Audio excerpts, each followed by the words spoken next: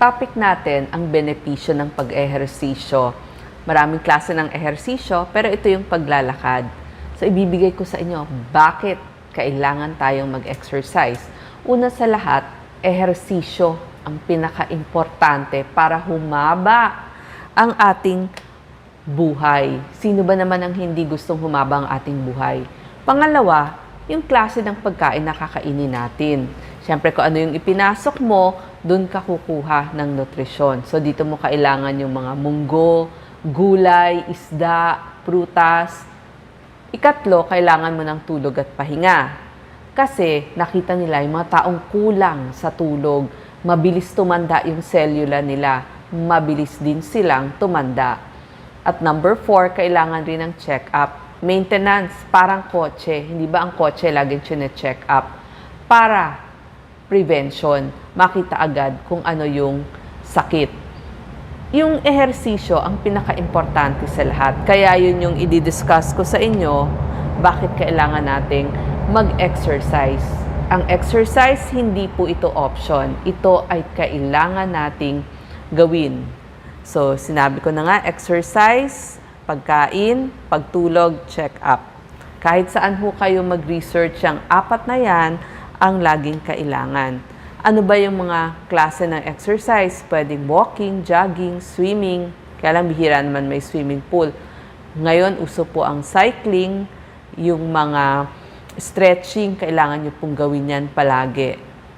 Sa mga luneta o sa ibang parks, may nagta-tai chi, okay din ang ballroom dancing, lalo na sa mga seniors.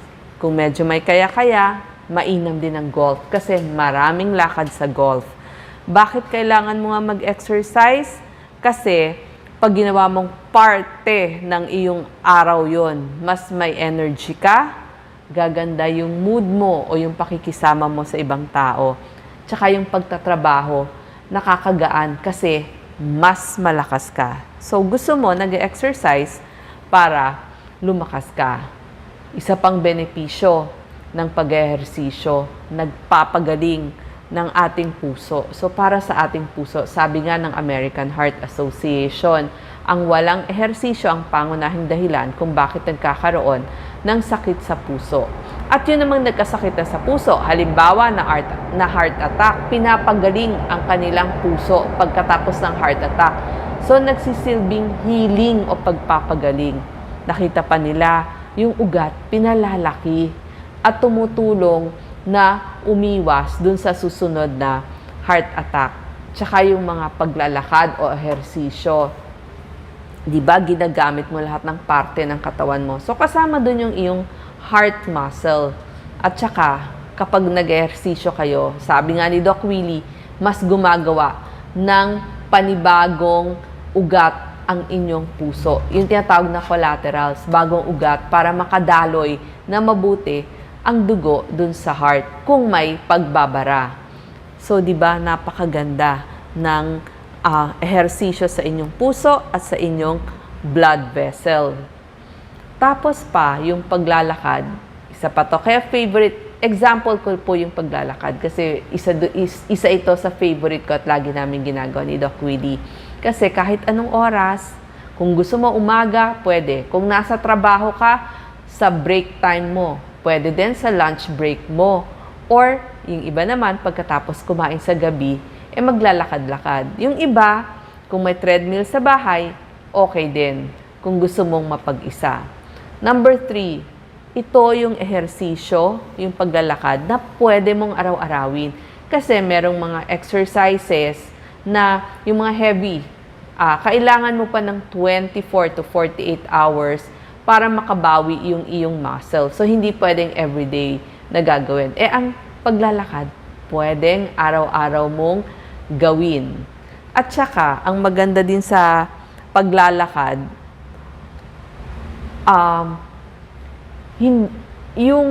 hindi ka sobrang pawis na pawis.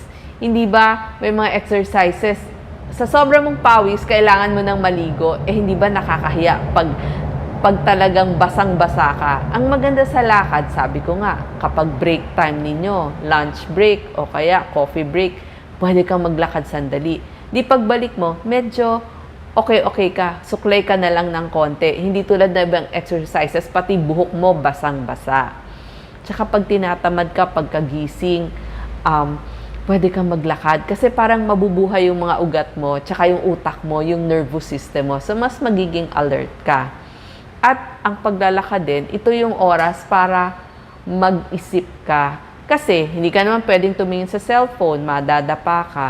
Walang emails dito, walang chat.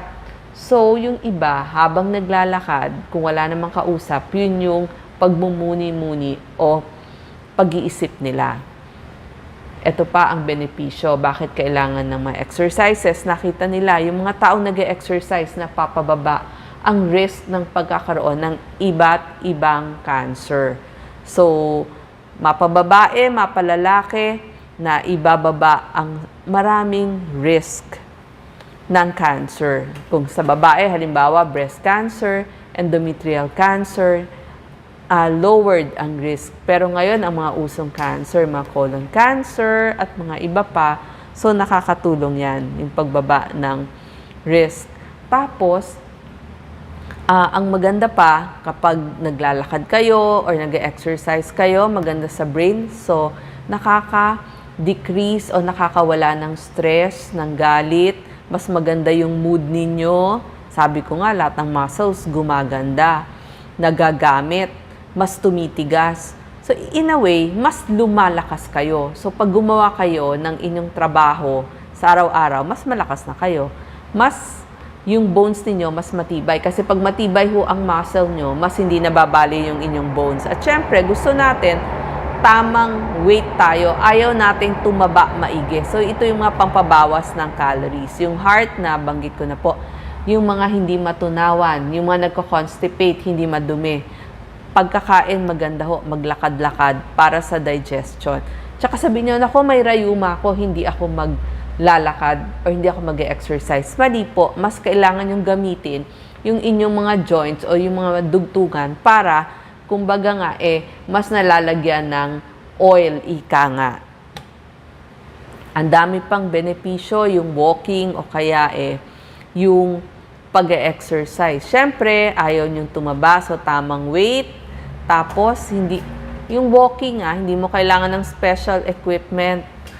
Nakakapagpababa ng bad cholesterol. Di ba, pag nakitaan kayo, mataas cholesterol nyo, mataas ang inyong blood sugar, di ba, sasabihin, mag-exercise, maglakad. Nagpapababa ng bad cholesterol, nagpapataas ng good cholesterol. Pati po yung mga may high blood, kailangan may form of exercise din. So, kasi nakakatulong nga ito sa pagbuka ng inyong ugat. At kahit nagkaroon kayo ng atake sa puso, part po ang paglalakad or exercise pagkatapos ng heart attack. Kasi kailangan palakasin ulit yung inyong heart muscle. So, napakarami po talagang benepisyo para din sa balanse ninyo, lalo na yung mga mahihiluhin o mabilis ng matumba. Kailangan ho yan. Tapos, yung laging anxious or kinakabahan, pantanggal ho ito ng inyong kaba. Mas nagbibigay sa inyo ng kasiyahan. And next, sabi ko nga, para humaba ang inyong buhay, kailangan nyo ng tulog. Yung tulog na marami na ho kaming video si Doc Willie, paano makatulog ng masarap. Siyempre, kailangan ididilim yung kwarto, walang gaanong ingay, tamang temperature, pare-pareho ng tulog, oras ng tulog at oras ng gising. So, panoorin nyo na lang po at i-search ninyo. Ang next po ay yung check-up or maintenance. Lalo na ngayon, kailangan meron tayong yearly check-up, parang kotse. Ano ba yung kailangan? Pag check-up, edad 50 pataas. Siyempre, kailangan muna ng urinalysis, yung ihi, pinapacheck. Blood pressure check-up, part of the check-up po yun. Blood test, magpapakuha po ng dugo at dadalhin sa laboratorio kada taon. Yung chest x-ray, kada 5 taon, pwede na ho yan. Tapos, dumadami na nga ho yung cases ng colorectal cancer. So, pinapayo nila ngayon, para may check-up sa colorectal, magsasubmit po kayo ng inyong dumi, yung tinatawag na fecal occult blood test. titignan kung may dugo dun sa inyong dumi, or kung meron po kayong gastroenterologist or doktor sa tiyan, yun po yung gastro. Kailangan po ng colonoscopy or sigmoidoscopy.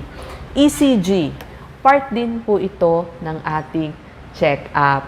Yung ECG natin, kada 3 taon, pwede na po kung edad 30 pataas. So, meron pong kanya-kanyang check-up ang lalaki at babae.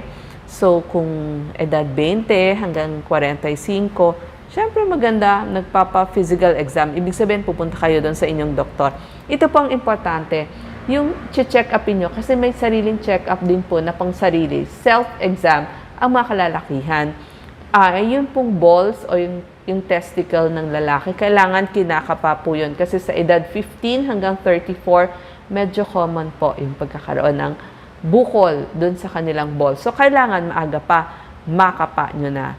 Tapos, pag age 46 to 60, bukod po dun sa pagpunta sa doktor, self-exam ng balls, i-start na po yung prostate screening. So, may blood test po dyan, at saka dun sa colon cancer screening. Diba? Sabi nga, pag edad 50, kailangan meron na yung sinabi ko kanina, yung fecal occult blood test tsaka colonoscopy. Pag 60 pataas, kasama na po lagi ang prostate, tsaka yun din, parehong check-up din. So, may kanya-kanyang mga test. Pumunta lang ho kayo sa inyong laboratorio.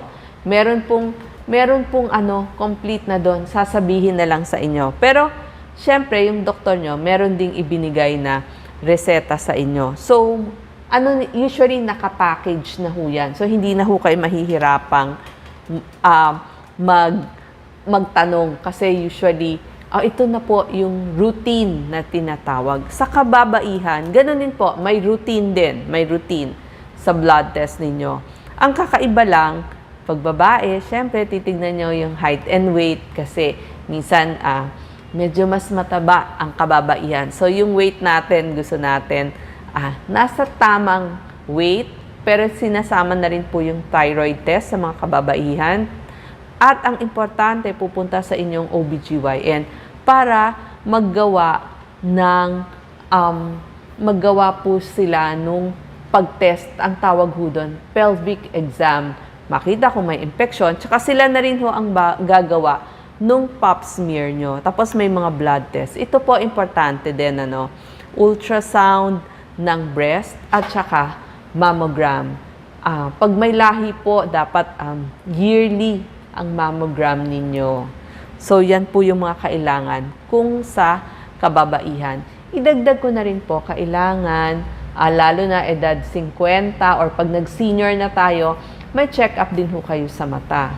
Bakit? Kasi, maaaring yung grado ninyo, lumalabo na, tumataas na. Iwas ho tayo sa pagkakaroon ng aksidente. So, kailangan malinaw lagi ang mata, tsaka may check-up sa katarata, yung mga macular degeneration, glaucoma, yung may diabetes, diabetic retinopathy. So, yung mga mata natin, pag biglang sumakit, nagkaroon ng parang may dumadaang mga ilaw, o kaya dumami yung itim-itim, kailangan ho, punta na ho tayo sa ating doktor sa mata. At kailangan din po, meron ding ear check-up kasi marami nga humihina ang pandinig, nagkakaroon ng baradong tutuli. At marami sa atin may problema sa balanse or vertigo. At saka pag umiidad, nawawala po ang panlasa at saka pang-amoy. So punta po kayo sa ENT doctor. So ito po ang mga paraan. Gusto ko pong humaba ang inyong buhay. Salamat po.